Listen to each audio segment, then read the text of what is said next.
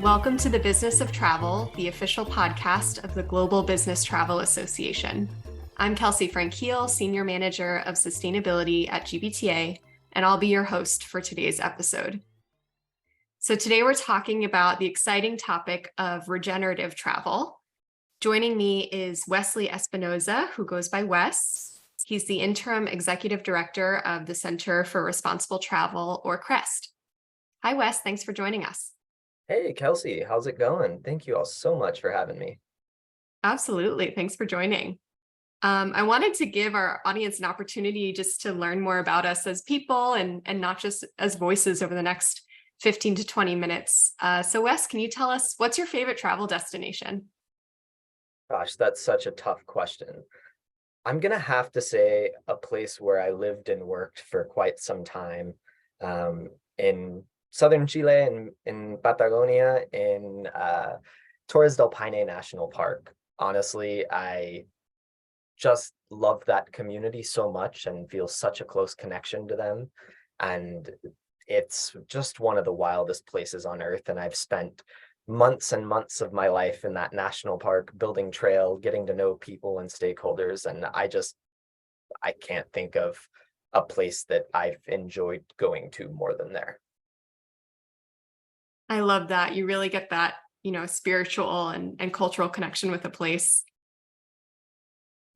Yeah, absolutely. And I think that, it's just wild. I remember the first time I got there, like you have this vision of how a place or a destination is before you go, right? In Patagonia, I always imagined getting blasted by the wind when I walked out of the airport. And sure enough, when I walked out of the airport, I got blasted by the wind and my hat just flew off. So it was like this full circle moment.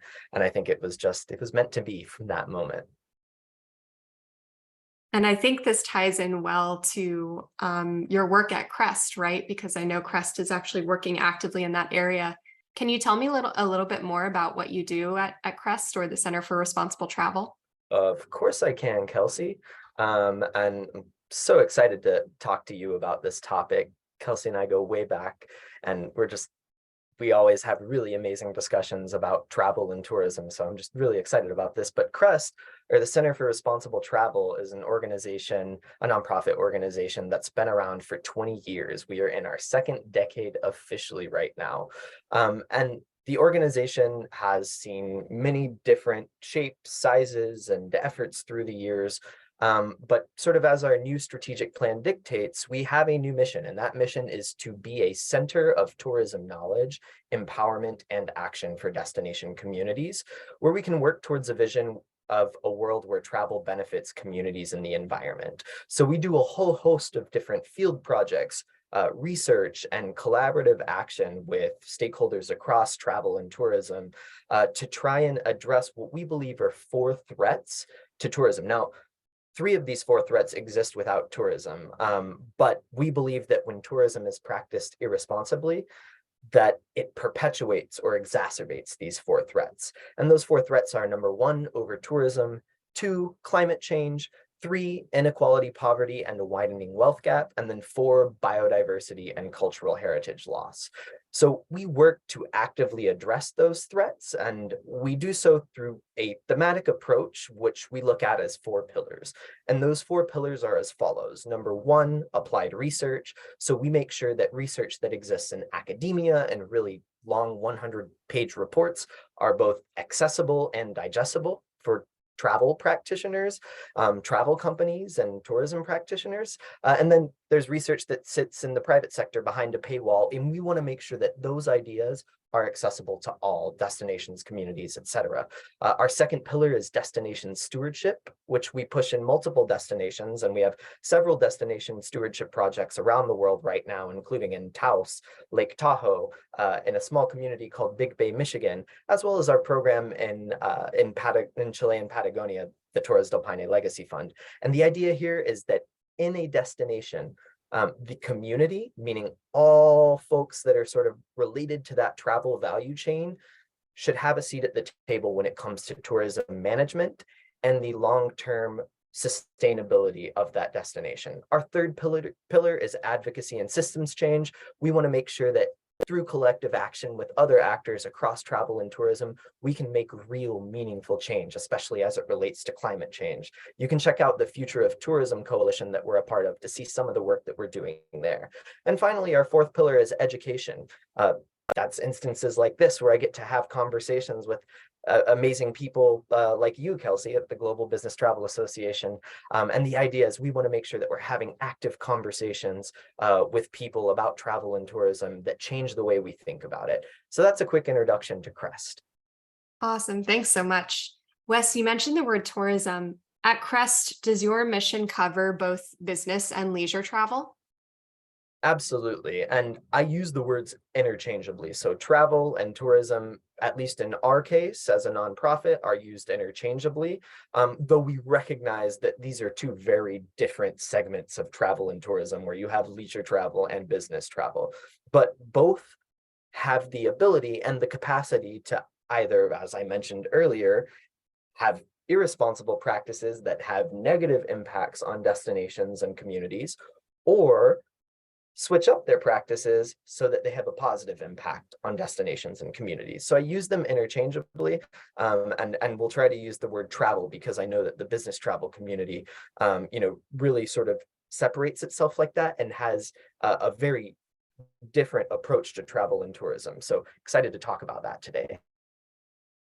You mentioned positive impacts, and that's exactly what we're going to be focusing on today through this topic of regenerative travel. It's a little bit of a newer topic for the business travel community and even the travel community at large. The focus to date, at least in business travel, has been more on sustainable travel, particularly that environmental aspect of sustainable travel. Can you tell us more about what does regenerative mean in the travel context, and how does it relate to sustainability? Absolutely. I do want to preface this with one thing before we get into the difference between regenerative and sustainable travel. And that is that it's so important to not get lost in the word, right? Regenerative is only as positive as the actions we perpetuate, and so is sustainable travel. Otherwise, it's just another word that kicks this idea of quote unquote sustainability further down the road. So I just want to preface with that. But really the difference to me and the change here is in how active this verb is, right? Sustain, regenerate. Regenerate means so much more, and it requires sort of a human element, a human element of intervention. So it's about using travel assets, whether they be environmental, cultural, spiritual, economical, and leaving those assets better or as good as you found them, right? And this word, the idea is that through regenerative travel, we galvanize folks on our journeys, on our travel, whether it's for a conference, for a project, whatever it may be, to promote more circular economies, to make sure that we're having a really positive impact on people and place, and that it's not just leaving it as good as it was. It's making it better. It's improving people's lives. It's improving the environment, and it's passing positive messages along through that journey, whether it's management to employees or company to travel business in that destination. So in terms of improving the environment, which is something you mentioned, I mean, this is really top of mind for business travel right now. And a lot of what we talk about is the race to net zero or decarbonization. Those are really important parts of this sphere of tourism responsibility. But where does regenerative fit in when we're specifically talking about carbon emissions or the environment? Yeah, I think with regenerative travel, the idea is really about being climate positive. So it's not just reaching net zero and making sure, again, that you leave something as good as you found it, but it's the idea that through your travel, you have a net positive impact on climate and the environment, not just net zero. So this means that your travel practices not only reduce carbon emissions, but actually perpetuate some kind of positive change to improve sort of the effects that your travel has on climate change, on a local ecosystem, habitat, environment, etc. And there's many ways that you can do this. So again, through this, you have to think about this word again, right? Regenerative, it's active, it's about producing or creating something. So through your travel, you're regenerating an even more positive environment than how you found it. I love that. And I think that relates a lot to the conversations that we have around, not only carbon emissions, but biodiversity and landscapes, and really leaving a place better than you found it. Yeah, absolutely. And I think this can be done in so many ways, right? But it's about making sure that when you go somewhere, recognize that you were visiting somebody's home and your travel has an impact when you go to that place. And even if you are going for business for a day or two, that recognition throughout your company is just so important for that destination. Make sure that those dollars are being spread around. Make sure that you know what local nonprofits are working on there to address many of the challenges that tourism can perpetuate, and make sure that you're bringing in the right people so that your folks, your team, your company can have that positive impact, and do so in a meaningful way. And oftentimes this also even results in a better economic outcome and new business opportunities for that business that is doing the traveling. So that's a really good point. It's not just about environment, but it's also about regeneration or positive impacts on communities and destinations. And as we know, sustainability has a really strong social and economic component to it, as well as environmental. Can you tell us more about what regeneration means in the context of destinations and communities? Definitely. So to provide authentic travel experiences for people to go to a place, um, it's important that we see how we can positively impact and uplift the lives of people who live in that destination, residents, community members, etc. And so through our business travels, we have to think about how we can prioritize their voices, their businesses, and their culture in whatever activity that we're carrying out as we go to a place. So the people component is just so critical, right? So to be regenerative, though, you have to understand a place. In order to leave it better than you found it, you have to know what's going on. And nobody understands a place or a destination better than its community or its residents. Its residents and its community knows the challenges. The nonprofits that are there that work daily, weekly on issues related to that place, they understand the challenges. So it's important that when you go there, you find a way to connect with those people so that then you can provide them with the tools and or resources so that they can then address those challenges, right? And so I don't know, I'm getting a little hippy dippy over here, but I'm a believer that life kind of gives us two things that we have then carried to our deathbed. It gives us relationships and experiences, and relationships are with people, right? And so through our business travel, we are creating an experience for our employees, we're creating an experience for our clients, but at the same time we're building relationships with people, and you're not really in that place unless the people in that place are connected in one way or another. So just wanted to add on that fun little quip I just thought. That resonates with me, and I think with our community so strongly, Wes, because so much of business travel is not only about ROI or business outcomes, but also about professional development and the opportunity to have a real human to human connection. So it's not only with the people that we're meeting there for business, but also with the community that we're interacting with, or the destination that we're seeing when we travel for business. Yeah, exactly. It's so funny. Like I've done a lot of business travel over the last 10, 15 years, and um there's so many people that I would travel with, and this was, before I was even really involved in this whole movement, that go to a place and they do whatever work they're doing and they go back to their hotel and they have a drink and they go to sleep, and that's great, and I'm not saying not to spend money there, right? But it's so, like, for me, I didn't even think about it, but valuing relationships and experiences, it was so important for me after a meeting to, you know go out with coworkers and grab dinner at a local restaurant and try the local cuisine, even if it was late, and to go find something that I could take back from that place that was meaningful, that gave me a connection to that place, or see some type of show or art. Like, we often associate these things with leisure travel and tourism, but they don't have to be just associated with leisure travel and tourism. They are very much an active, vibrant part of business travel that we just need to talk about more and ensure that we're doing it in a mindful way that has positive impacts. It almost sounds too easy, right? Because to me, those are all the wonderful things about business travel is going out and spending your money and seeing a new place and trying a new restaurant. Is it really that easy?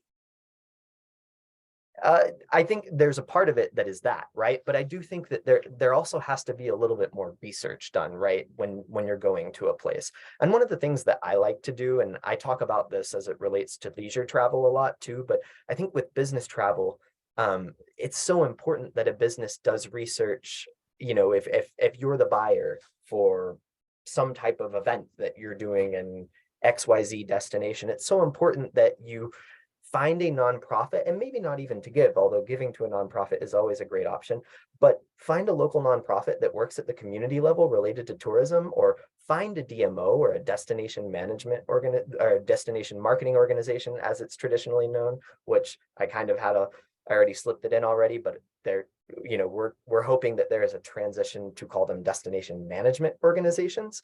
So think like, the big Visit Californias and places that market destinations, but make sure that you understand what the issues are, what the different communities are, what the different travel and tourism businesses are. That's how you can figure out how you have a positive impact. So it's really important that somebody is doing that research to understand what the challenges are, and then give their employees or whoever is traveling the opportunity to engage and interface with those businesses, and have the information to have a positive impact. You brought up the role of DMOs or destination marketing / management organizations. And it makes me think of a really great example that I saw recently in Banff, Canada, where the local DMO created a program where any event organizer coming in for a meeting or event can co-invest in a prepaid card. So co-invested meaning the event organizer puts in a little money, the DMO puts in a little money, and that card is given to all their event attendees to spend only on local businesses and restaurants and activities. And I love this example because I know whenever we plan an event at GBTA, there's always swag or gift cards for the staff. And this could be something that we offer instead. And for the same price, the same budget that we're putting aside for this, we could make sure that that money goes back into the local economy rather than on, physical gifts that people might use or might not use. I think people don't always realize the impact that business travel spending can have on a community. I saw data recently that says, I think it was every dollar spent on business travel generates more than $12 of additional revenue for the economy broadly. And so I think there's massive potential there to use that spending for good. Well, thanks for having me on as a guest, but I feel like I'm learning from you right now, Kelsey. So those are two really, but A, that data is incredible. And then B, the Banff example, I didn't know about that. That's really, really cool. And I actually sort of have a side note about Banff, just thinking about how they do travel. And this was actually while I was living in Patagonia in Chile. And Banff was doing, and I may not know the exact model of what they were doing, but they were doing film festivals in mountain towns. And it was really great because at these film festivals that they had, they would come to a community or a gateway community to some type of mountain area, and they would bring a whole host of local tourism vendors together for this event, and they would showcase different local filmmakers along with other international filmmakers as it related to mountain and adventure films. And they gave nonprofits the opportunity to speak at this event. So I didn't know that they had this other model, which is brilliant, that you just mentioned with the cards, but I also just had a great experience with Banff when I crossed paths with them in Patagonia. So that, yeah, I just wanted to add that little quip on there because I just think it's really rad what some companies are doing to rethink business travel. Like that's just so innovative, and it got people really excited about something important, which is getting outside and enjoying fresh air and participating in outdoor rec, and also supporting their local tourism and climbing communities. Yeah. And I think the takeaway that I want, our audience to have is, you talked about looking into the destination before you visit and doing your research. And I absolutely 100% agree with that. But I also think that, given if you don't always have the time to do that, or it's hard to understand the local issues, or there isn't that much information out there, that's why you work with the DMO, because the DMO knows. They know what local nonprofits are in the area and what's going to have most impact, and they can help you plan your business travel, your meeting in an event in a more sustainable or regenerative way that really is going to have a meaningful impact on the community. I totally agree with that. DMOs are a great place to go to. I think, one other message, sort of thinking about that shortage of time or resources that you have to do the necessary research, is again, going back to the active component of this word in regenerate. Let's regenerate how we talk about business travel, right? Like, let's have conversations like this while we're traveling and think about how we can consciously have better impacts, even in the smallest of ways, because that's going to lead to us all learning from one another and creating new, fresh ideas for better business travel. And look, like, business travel is super fun. I love it. It's shaped me in so many positive ways, but it's so important to be conscious about the impacts of that business travel and have more frank discussions about those impacts. It's such an important economic vehicle for so many destinations, places, businesses, and we really should be doing some of the grunt work to ensure that that vehicle, that economic engine, isn't just leaving skid marks, right? But it's leaving a place better than you found it. And while slow travel isn't common in the business sector, there are little components of slow travel that we can think about as we're traveling for work and take a more holistic approach to how we're planning our business travel opportunities. Wes, I could talk about this all day, and I know you could too, but I think, we'll have to take this conversation into our upcoming event, which is actually a great segue. Wes, where can they learn more about the topic of regenerative travel? I see what you did there. That was a nice little segue. So I'm moderating a panel on this topic at the Sustainability Summit in Washington, D.C. on June 13th that GBTA is putting on. Joining me are Glenn Manziuk from the Sustainable Hospitality Alliance and Shelby Lutzy from Destination DC. And we're going to talk about partnerships and opportunities companies can leverage to build a truly regenerative model for their business travel. I'm really looking forward to it, and I hope that folks are able to attend and I'm able to meet you and talk with all of you about this there. And Kelsey, I'm sure you can tell them how they can better engage with this event. I absolutely can. If you want to learn more from Wes and others on the topics of greening business travel, activating the point of sale, buyer's case studies on sustainable procurement, emissions tracking and reporting, it's all going to be there. Make sure to join us on June 13th in Washington, D.C. You can register at gbta.org. You've been listening to The Business of Travel, the official podcast of the Global Business Travel Association. For more information about GBTA and its work, visit gbta.org. And be sure to rate and review us wherever you get your podcasts. Until next time, thanks for listening.